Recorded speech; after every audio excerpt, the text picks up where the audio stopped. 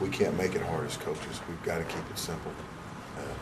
There's a fine line as a coach that you walk between having enough bullets to shoot in your gun once the game starts and not doing too much to overload your players mentally, to slow them down, because that's the last thing in the world that you want.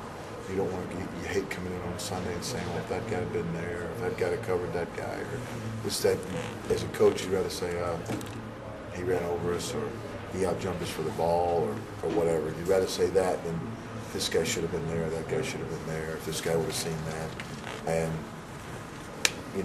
each team is different, each group is different, and as a coach, you've got to learn what you have and the strengths and the weaknesses, and play off the strengths, and make sure that your call sheet reflects what your players can do.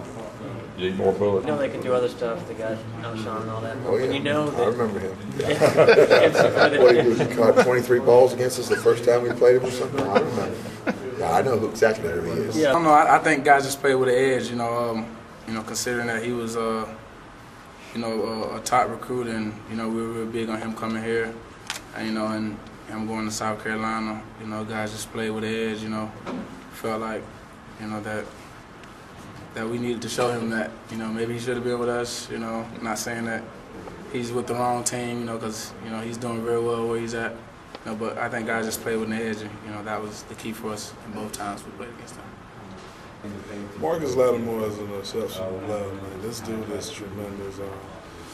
We go way back from being recruited together here to playing in an All-American bowl game. So we kind of know each other pretty good, and we have much respect for him, much love for him. Made a great decision by going to South Carolina. As you can see what he's been doing.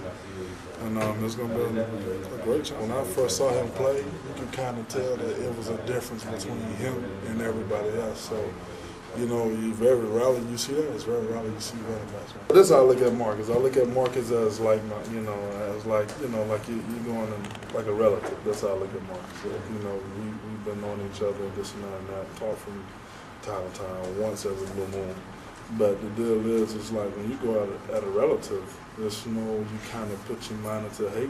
If I go up with my brother right now, if he walk in this room, we had to compete right now. It don't mean I hate him. I'm gonna try to take his head off, but at the same time, I don't hate him.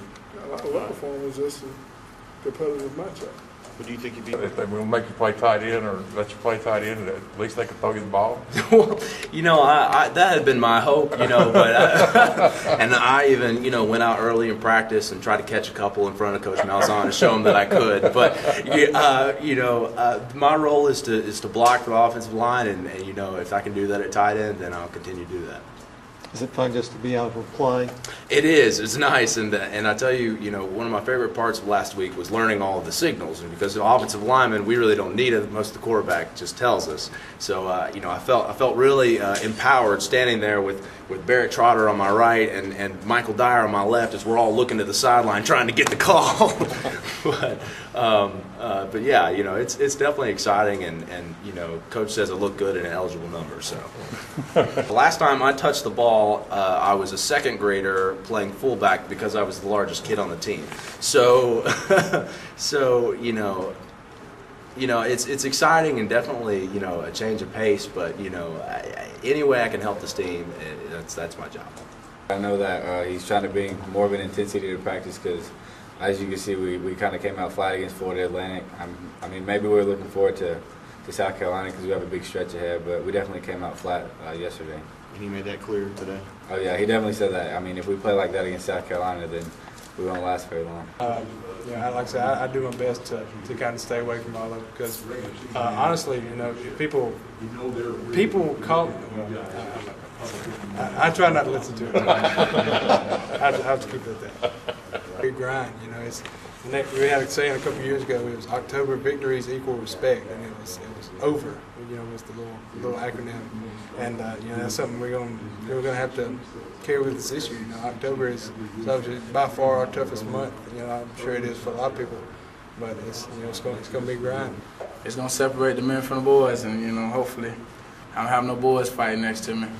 Because it's gonna be a tough week in October. So, We got a lot of guys. That's why they come to Auburn. You know, for this long stretch we got. You know, I don't think nobody's gonna shy away from the challenge. Does it concern?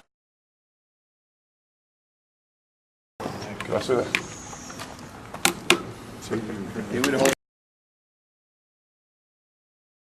All right, Coach Reef, you want to start us off with a little bit about practice tonight? No, they'll just ask me questions like they always do.